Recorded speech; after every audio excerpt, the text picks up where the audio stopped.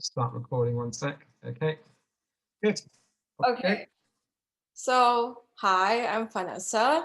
I am a 2D/3D performance animator, mostly on 2D, and character designer as well. So, after this term, I realized that I really want to do some 2D performance animation, specifically in the animation productions that companies that actually do stuff for music videos, because I found myself loving music as well as animating. And for this objectives for this term was to actually master the principle of animation, especially in 2D, because I feel like it's very different in comparison to what I did in 3D in the last 2 years before this. And also for angles and perspectives, I was really weak at that. So I really wanted to improve, which I ended up doing, which is great. And I also find myself in kind of like a struggle when I was doing this, because at times I was very unsure about what I wanted to do and if I could actually animate in 2D, especially knowing that I want to do like more like humanoid creatures and just humans in general. So knowing that I feel like I've improved, it was quite rewarding for me. And I decided to research more on the companies that I'm interested in, and I found two companies that I really enjoy their work. One of them is Dream Bear, which is a company based in New York. They mostly do music videos, visualizer. They also do a little bit of like um, advertisement here and there. And the reason why I wanted to collab with them is because like most of the major artists usually use them for animation for music videos. As you will see here, they have a lot of range, 3D, VFX, 2D, and this is super cool because I personally love stylized animation and I love mixed media. So I thought that this was like a really interesting company to begin with, which I actually found out because I was watching the music video for Wallow's Wish Me Luck. And I was looking around and saw that they had so much, they have so much work with a lot of the music industry. And the second one is actually Partisan Studio, which is based in London and Paris. And I really wanted to do, I really was interested in this studio because not, also personally, it's closer to where I can like work and stuff. And also the mixed media, they use a lot of mixed media in like, for example, how they work with Jay-Z and they use style animation with like a lot of technology, which I think is super cool. And they use a lot of colors, which is something that I've been looking into this term. So as you can see, it's all different styles, but you can see that like color is a very important thing, especially in their narrative in this studio, which I find like more than any other studio. It's very strong. And so for this summer, I mean for summer and term one, I decided to improve on my 2D, and this is what I did. Okay, so basically I first started doing this La La Land sequence, which is apparently rotoscoping, and I just found out after showing it the first time. And then I I kind of practiced more because I was told to actually do more by bits. And at first, it was kind of hard for me to actually make a consistent line.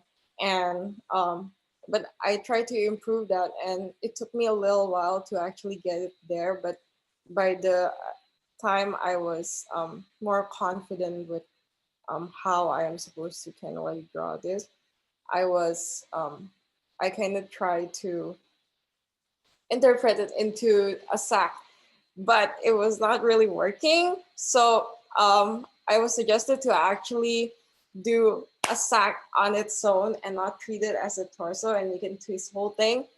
So it evolved into me studying into back to the basics, which is like the bouncing ball, as you can see here.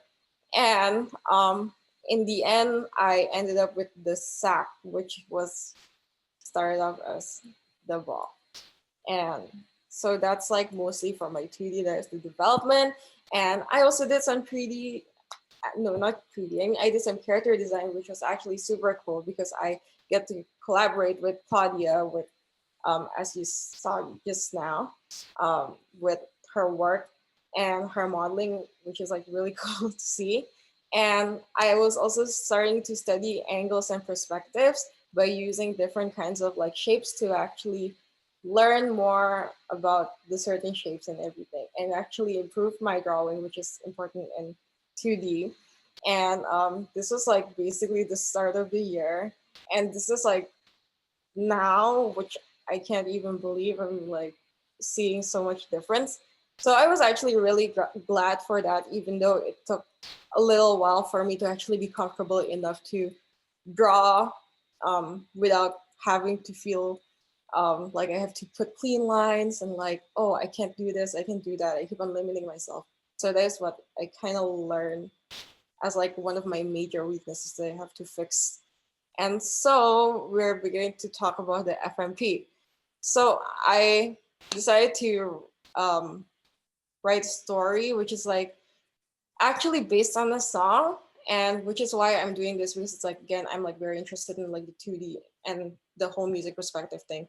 And the objective is actually to do a lot of like those music and story together, like animated properly, and actually make it like it sings with each other and actually tells a story, and also colors.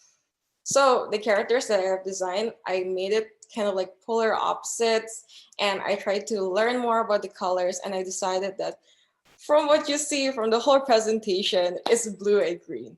And I thought this was really cool because like boy one can be green, but in a warm color, so he can be more energetic, and boy two, which is like blue, is more like calm and like more reserved. So I thought that was really cool to learn about and kind of like put into characters, and make them more lifelike, I guess.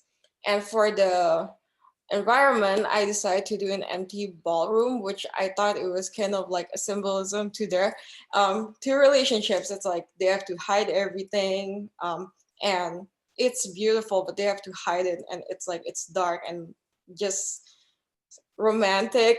So that is kind of like how I would like to symbolize and also like use it as an environment, also to play with like a lot of colors. And for the story itself, like I kind of try to pin it down to the story arc thing. And as you can see, I also try to use the sound. I put in sound waves of like what I kind of want to do. And I decided that it kind of works well. If I'm not so sure if I can actually like play the sound. Can you hear it?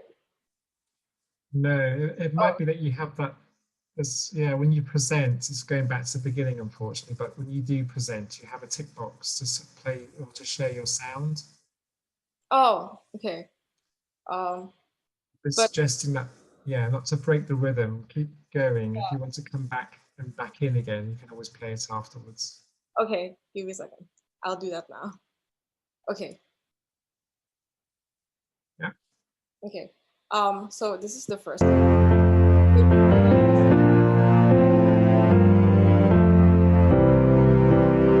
Which I thought was like a really really good sound to start with as like an intro. And I feel like this is like really really good when I was listening to it, because like the rising action to climax and falling is like it's all there.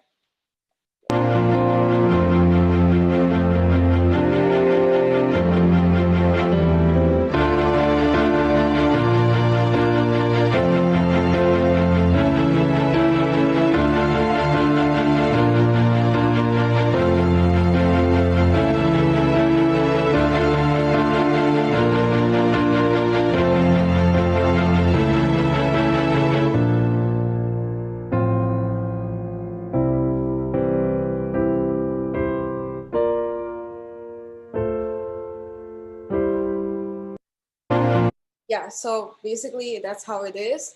And this is like the color scheme what I was like telling you about just now.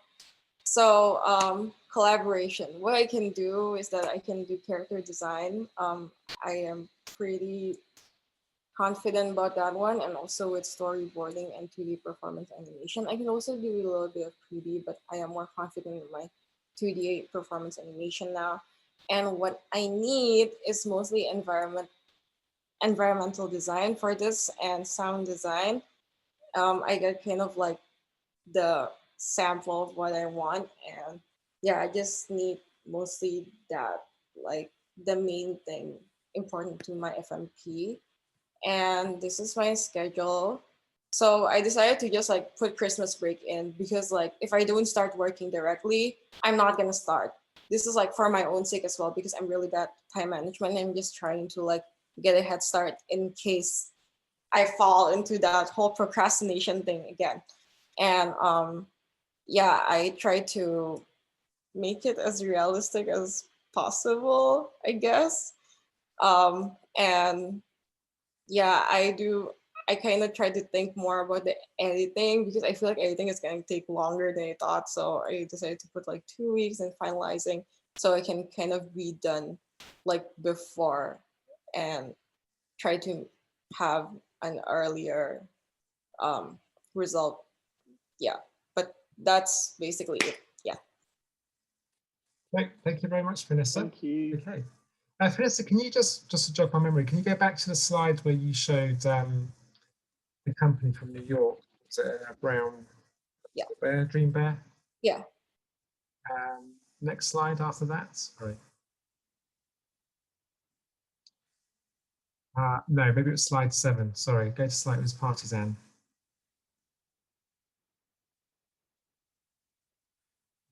Right. Okay. Really well done. Again, it's a fantastic sort of platform that you built yourself on. I know that sort of struggle at the beginning of going back to basics, and you took on board that sort of that feedback, and it's definitely very promising. I think you're right to sort of praise yourself for seeing that sort of I guess ability to start seeing things in perspective. You have that element of understanding now your animation principles, and I remember sensing your excitement a few weeks ago when you started putting things together. And it goes to show again, it's, you know, these things do take time. I think we have a generational society where we want things so quickly, we can find things so quickly that we think everything has to be done so quick, and learning takes time. And I think hats off to you, like I said, for going back to those fundamentals and going back to sort of fundamental shapes, sort of understanding sort of like your trajectory through your arcs, and just bringing a character to life.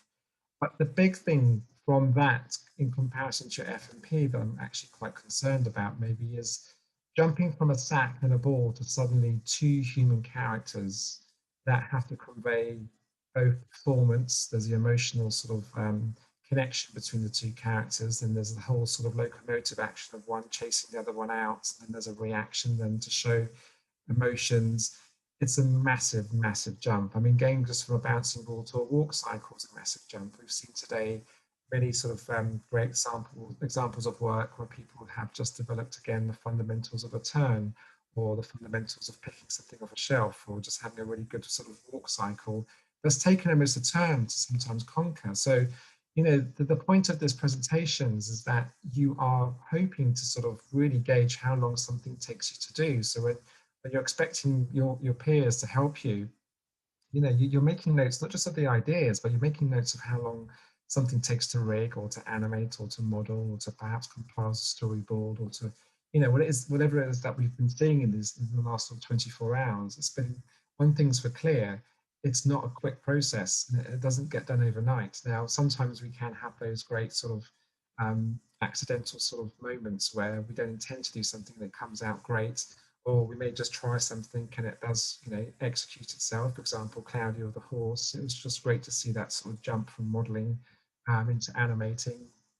But I think it's a massive jump. And what I wanted to see here, I was hoping to see here, and I asked you to come to this slide in particular, was you might want to stylize your characters. Maybe your characters don't have to be perhaps so realistic in their shape and form.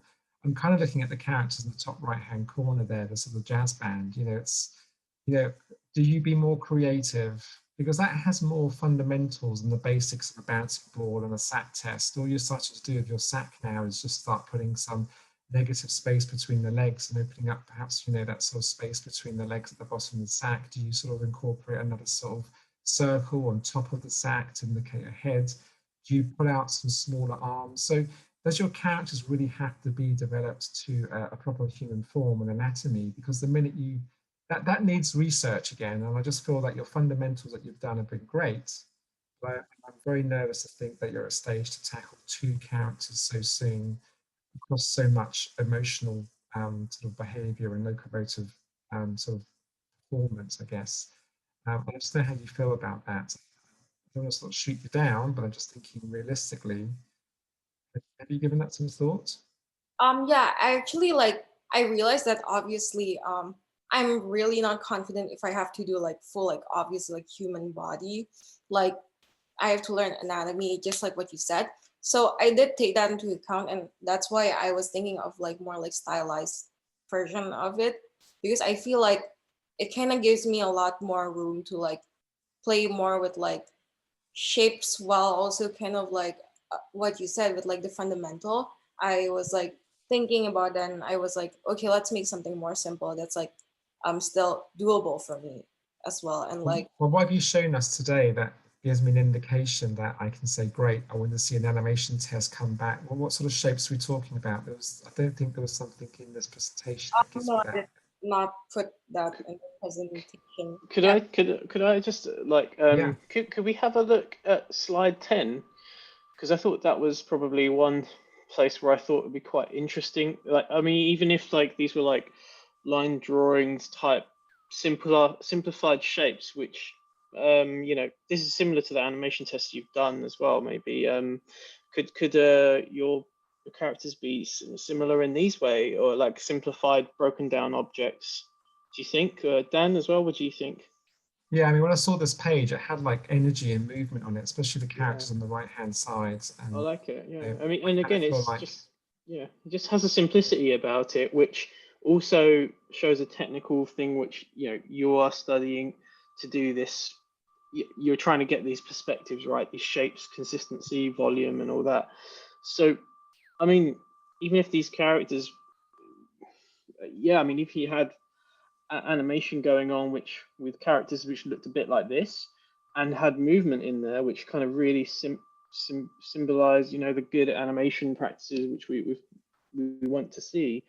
I mean, I would love to see that. Would be great. I mean, it doesn't matter that it's like fully colored and you know, not realistic. Or, you know, this would be quite interesting for me. It would be like a really great test of animation, and it could even yeah, form a structure of you maybe even building on top of that imagery afterwards. Like, oh, I can use this now as a base for my actual characters. If eventually it does go like, oh yeah, you've got this working, like a scaffolding almost, you could say, of what you could do with your piece, which could come later on in the course, or maybe even after the course, you know, if you want to yeah. finish it up.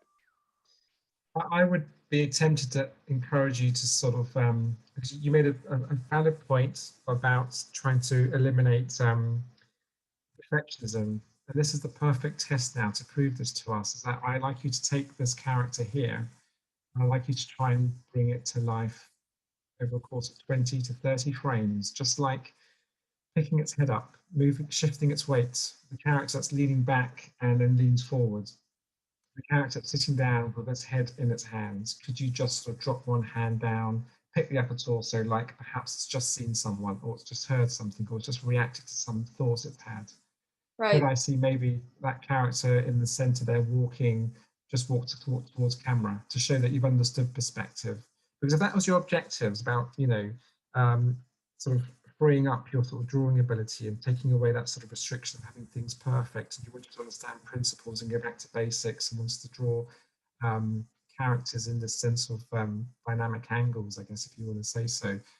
This is the page then. I mean, Sanjay's right. This is the page you got to bring to life, and then you can actually storyboard your idea like this. And you missed probably Anissa's pitch yesterday, but again, I really liked how Anissa sort of putting her storyboards into an animatic, and how the animatic was actually coming to life almost Yeah. as a very first pass 2D animation. And you could really bring your characters and start testing your ability to animate. And then, like I said to Louis, let's worry about the story once you know how to use the tools and you can execute your skills. So we've got Agreed. there's two things this week. In this pitches, you should all be feeling that some of you have definitely demonstrated your skills, and therefore in a position to push your stories forward. For a third of you or so, you don't need the story yet. You still need to prove to yourselves you have the ability to then tell some sort of story. So I think similar advice to Louis, I'm going to flip the idea and not worry about the story or the storyboard for now. I think you should try and keep working off the animation skills you've been establishing the last few weeks and take it now to this level. Bring a biped character to life. Very, very small snippets of either gestures or nuances. Don't do anything extravagant just yet. Okay? Okay. I'm liking the idea of music. I love that. I like the idea of the color. Absolutely. I don't think there's any problems with the story. I think it's it has a lot of depth to it. There's a lot of emotions to play with. How do you convey that? It might be a case of, again, maybe looking at your story as one sheet and picking out all the shots, all the sequences, all the scenes, depending how many you've got one scene inside a ballroom, the second scene's outside. So it might be a series of looking at shots and then animating perhaps some shots that are going to challenge you, and then maybe looking at your film while there's these stills again. We'll look at these sort of nice little snippets of animations that showcase certain beats or emotions. Okay. Yeah. So I think that's the process, and I think you're right. Use the Christmas break between now, maybe sort of 2 weeks into Jan, so mid-January. I'd like to see some of these characters here, the starting positions you've got here, into the next sort of 2 or 3 poses you can think forward down the line. Great. Cool. Sanjay, Thank you. anything else? No, that's great. Yeah. I mean, again, I just use maybe rotoscoping. You talked about it earlier as a basis, maybe for your references and stuff like that. It'll be really great to see. Yeah. And yeah, fantastic. Sick. And if you've still got 3D knowledge, like I know you have, I mean, these are primitive shapes, and you can just parent a cube and a circle and a cylinder, and the body mech pose rigs it in as well. Body mech rigs are really similar as well, so absolutely. maybe there's something there. Just you might want to test your timing out in 3D first, and that's something Brad Bird says in a podcast. He went to Pixar, who are all 3D animators, and he's a 2D animator. So, a lot of the 3D animators are like, oh my God, I'm scared of 2D. What do you mean you have to do in 2D? Well, he got them straight away to, use your skills as 3D artists, pose your characters in 3D, put your timeline down, put your 4 or 5 key poses, and then transfer those to your 2D drawings. And he started getting a lot of 3D animators working in 2D, like utilizing their 3D knowledge. So, a lot of 2D animators this year again, doesn't mean you're going to put Maya to bed. Find how Maya can inform you and help you pose your character. And if you're struggling with perspective, get the camera in Maya, set the camera up, and put the character or the rig in that shot or angle you want. Then draw it from that angle, like you've done with your life drawing, where you showed us some of those sketches where you were drawing on slide 11. The live action pose, the poses you've got there from the photographs, that's no different to you posing it in Maya and putting the camera at a high angle and changing your character sort of geometry, perhaps, even if it's parented. And then, like you said at the top there, yes, your drawings come leaps and bounds once again. So yeah, that's another nice way to mix your mediums. Okay. Yep. I like the way you presented it as well. I really like the theme. I really like the presentation-wise. That was excellent. Yeah. Yes. Research was really nice as well. Research was lovely. Good. Thank you. Well done. Okay. Yeah. Thank you very much.